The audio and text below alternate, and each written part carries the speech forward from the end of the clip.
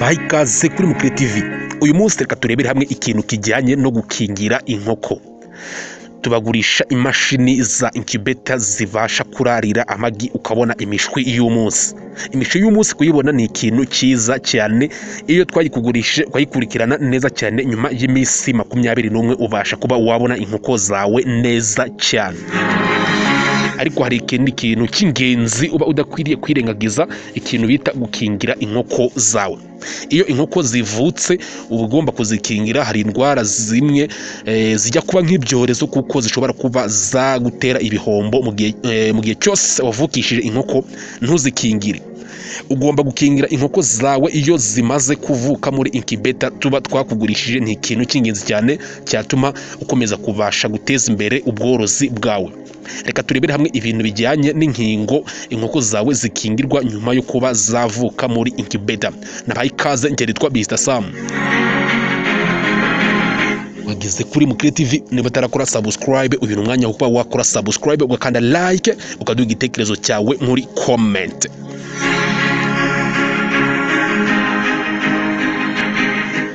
Yes, nkuko tugenda tubyigira hamwe masomo yatambutse, tuba tubafitiye imashini za automatique n'imashini za manuel zibasha kuba zaturaga amagi. Video ivuga ku biciro hari iyo nakoze, hari n'izindi nagiye nkora mu minsi yashize.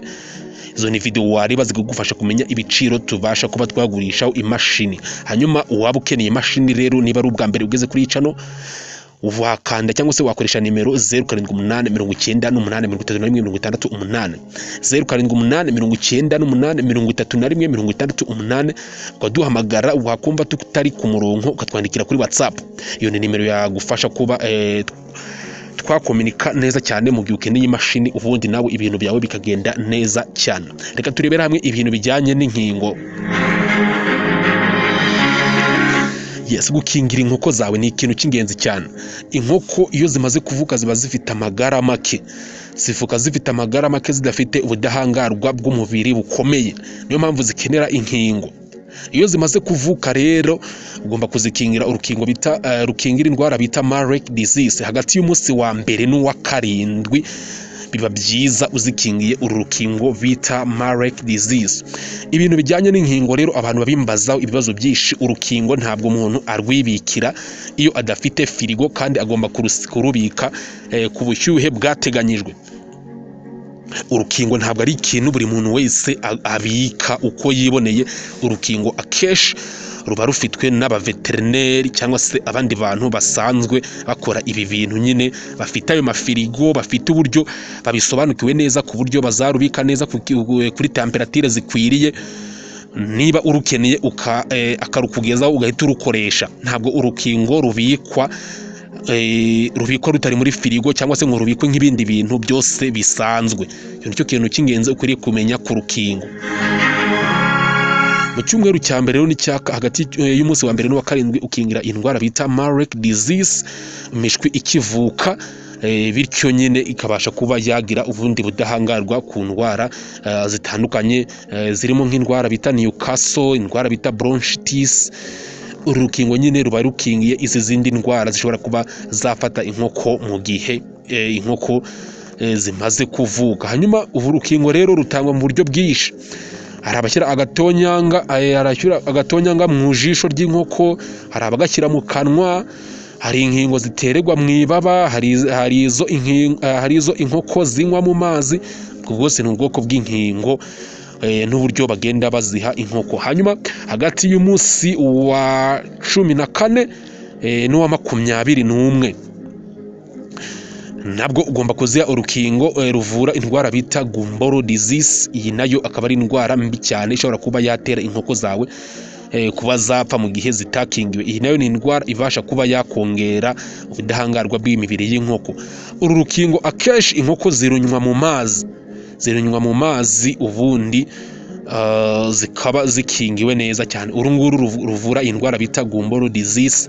Ariko ibi ngibi ushobora umuntu uzagufasha kuzikingira nk'umuveterineri, nawe afite ukundi kuntu yabigusobanurira neza cyane bitewe n'uko nawe asanzwe abikora. Ariko aya ni amakuru nawe uba ukwiriye kubimenyaho nyine nk'umuntu ukora ibi bintu.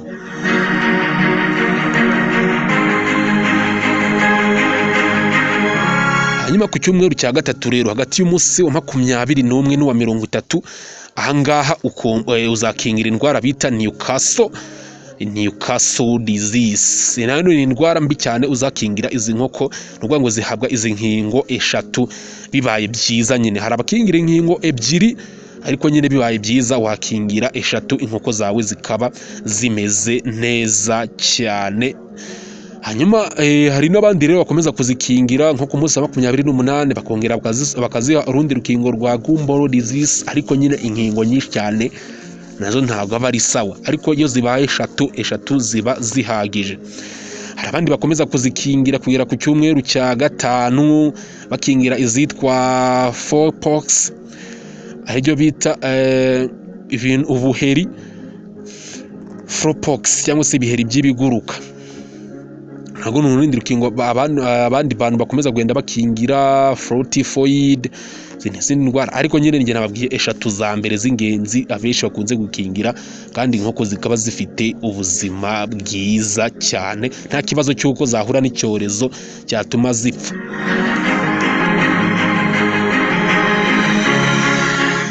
Aha namwe makuru rero y'ingenzi ukwiriye kumenya.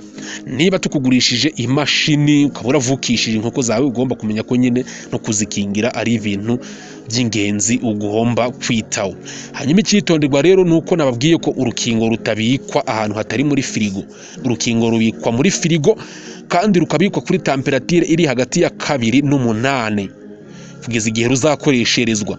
Rwa ngo temperature ya 2 n'8 nta hantu hakonje, ni firigo nyine urumva haba hakonje, biba byenda kugera ku bukonje bwa 1 cyangwa se bwa 0 degree Celsius. Urumva nta hantu haba hakonje cyane kabisa, kuko ku bantu basobanuka ibintu by'ubukonje, ubukonje buri kuri 2.8% haba hakonje cyane kabisa. Aho rero iyo niyo temperature urukingo rubikwamo ntiruzangirike.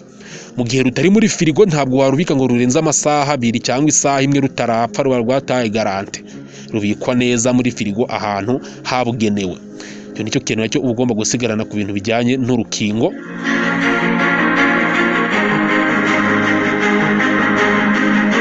Hanyuma rero umuntu wese ukeneye imashini ituraga amagi, ibe iya automatique cyangwa se iya manuel, nyandikira kuri WhatsApp 0789883168 tugukorera imashini nziza uvukisha inkoko, uzikingire zikure neza, nawe witeze imbere nk'abandi bose.